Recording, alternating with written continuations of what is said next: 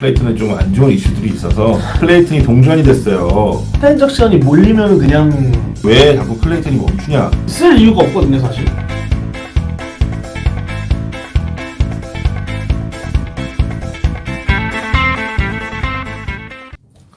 안녕하세요. 안녕하세요. 안녕하세요. 돌아왔습니다. 돌아왔습니다. 네, 저희는 개코 돈 냄새 맡는 기자들의 개코 베이비. 저는 고인물입니다. 안녕하세요. 반갑습니다. 맞습니다. 네, 아유 오랜만입니다. 오늘의 주제는 클레이튼입니다. 네.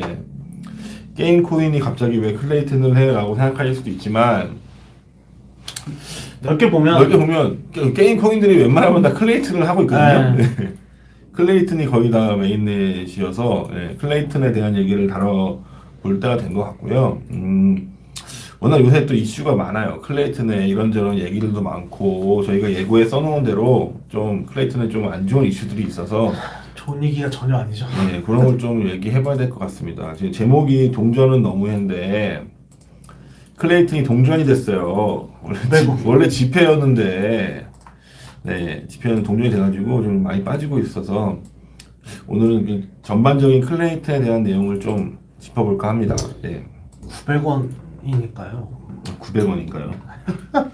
클레이튼에 투자를 안 하고 있어가지고 네. 저도 갖고 있진 않은데 옛날에 갖고 있었던 사람으로서 좀 안타까워서. 전 클립 나올 때 공짜로 클레이 받고 그랬어요. 저도요. 네. 저도 그때는 막 15개씩 주고 그랬거든요. 그래서 클레이튼 이슈를 한번 다뤄보겠습니다. 네. 네. 일단 제일 먼저 다뤄야 될 건 클레이튼이 흔들린다. 그쵸. 네. 자꾸 멈춰요.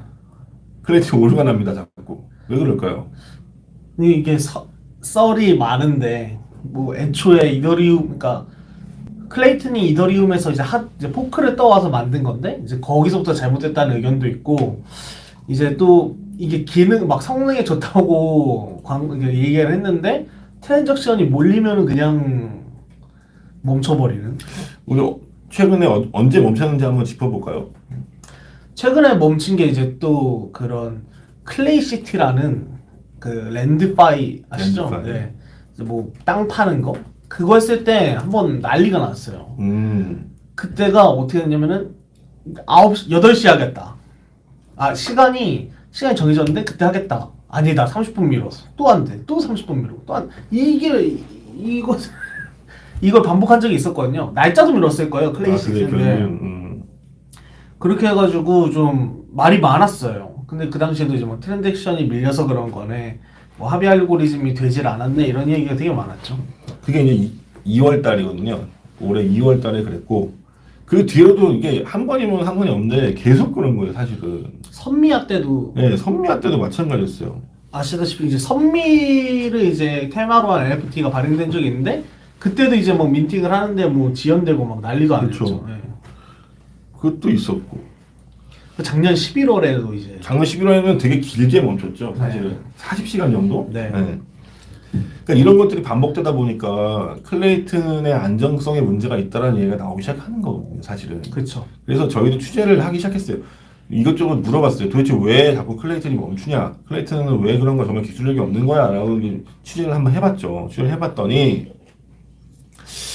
제가 취재한 바에 의하면 합의 알고리즘에 분명히 무슨 문제가 있는 건 맞는 것 같다라는 얘기들이 나오더라고요. 그리고 또 더 문제가 되는 거는 사실 이거 합의 알고리즘을 그 노드를 운영하는 데가 소수라는 거죠. 소수죠. 네. 그러니까 이게 그 거버넌스 카운슬 안에 있는 뭐 일부 기업들만 하는 걸로 알고 있고, 그러다 보니까 이제 뭐 그들 사이에서 이제 합의 알고리즘이 되지가 않으면은 계속 이제 터져 나가는 거죠. 그래서 아마 지금 그런 문제가 있다는 좀 분석들이 꽤 있더라고요. 이게 얘기를 들어보면 그 노드들이 있잖아요. 노드들이 이제 어떤 이슈가 발생해서 이제 합의를 해야 되면 그러니까 노드들이 다 합의를 해줘야 되는데 이게 어느 하나가 이제 합의가 안 되고 여러 개가 합의가 안 되면 계속 이걸 돌린대요. 노드끼리. 야, 이거 합의 안 됐으니까 계속 이거 합의해. 합의 안 됐으니까 계속 이걸 합의해. 이런 거를 계속 돌리는 거예요. 그러다 보면 계속 무한 루프가 되는 거죠. 이렇게 되고 있다. 결국 합의 알고리즘 자체를 좀 손봐야 하는 거 아니냐라는 얘기를 개발자분 쪽에서 많이 하시더라고요. 네. 그래서 근데 이게 트래픽이 많이 몰리지 않으면 또 상관이 없대요. 이게 돌다가도 이게 어느 순간 이렇게 합의가 되는 경우가 있다는 얘기죠. 제가 듣기로는. 근데 이게 합의가 안 되는데 요청이 계속 오는 거예요. 근데 그래서 저는 이런 생각이 드는 게 이게 그러면은 사실 클레이튼이 속도가 빠르다라는 걸 이점으로 세웠잖아요. 이더리움 일단 요 그쵸. 가스비는 당연히 그렇죠. 차치하고서라도. 근데 그렇지 않다는 거잖아요. 지금 어느 정도 모이면은 갑자기 안 되는 거니까. 사실 이더리움은 가스비 비싸게 되면 되긴 돼요. 몰려도. 되죠. 예. 근데 여기는 안 된다는 거죠. 그래서 좀 문제가 있다. 이게 그러면은 쓸 이유가 없거든요, 사실. 이게 뭐 그렇죠. 한다고 하기만 하면 그러니까 같이 싸다가 이걸 먹는 거죠. 그 NFT를 발행하는 프로젝트들도 발행하는 프로젝트도 욕을 먹어요. 사실은. 그러니까요. 그러니까 이게 사실은 뭐 메인 이제 근데 이게 또 웃긴 게 클레이트는 여러 번 터졌으니까 사람들이 알아요. 아, 또 클레이튼. 네, 그런 문제가 근데 또 이제 그 와중에 뭐 NFT 프로젝트들이 실수하는 부분도 있긴 한데 뭐 스마트 컨트랙트를 짤 때 근데 좀 그렇게 해서 알아서 아 얘네 또 터졌다. 그러면 이제 쌍으로 이제 양쪽에서 욕을 먹고 그리고 만약에 트랜잭션이 안 돼서 누군 되고 누군 안 됐다. 이러면 누가 나를 이걸 보상해 줄 거냐. 내 가스비는 어떻게 할 거냐. 이런 얘기가 계속 끊임없이 계속 나오는 거예요. 그렇죠.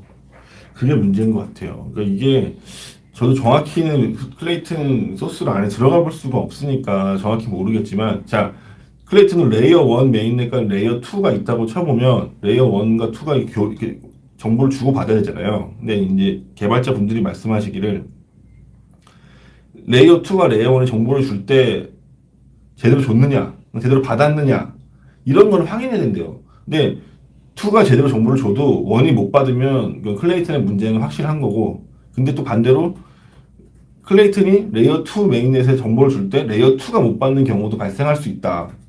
그러면 이 레이어 2를 이어주는 브릿지 단에서 문제가 발생하는 건데 이거를 클레이튼 문제로 볼 수 있느냐? 그건 또 아니라고 하는 얘기들도 있고 다 의견이 분분하더라고요. 사실은. 사실 너무 그러니까 결국은 진짜 뜯어보지 않고서는 알 수가 없네. 그러니까 어디서 문제가 발생했는지를 저희가 뜯어보지 않고서는 잘 알기가 어려운 구조긴 한데 근데 봐봐요. 근데 많은 분들이 그 얘기를 하세요.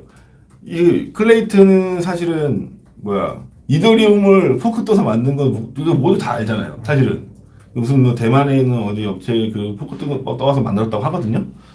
그럼 이더리움을 포크 떠서 만들었으면 하드 알고리즘 문제가 발생하면 안 돼요.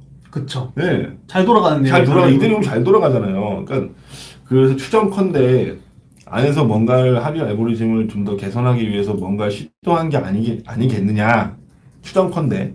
근데 뭐 저희가 뭐 이거는 취재할 수 있는 분야는 또 아니어서 그렇죠. 그럼 분명히 뭔가 문제는 있어 보인다. 그렇죠. 그래서 이제 클레이튼이 극약 처방을 극약 처방? 모르겠어요. 왜 그렇게 판단했는지 모르겠지만 일단 수수료를 올리는 선택을 해버립니다. 근데 그게 제가 아까 전에 이어서 말하고 싶었던 게 그거거든요. 느리고 합의가 안 되는데 수수료까지 비싸다. 왜 쓰냐고요.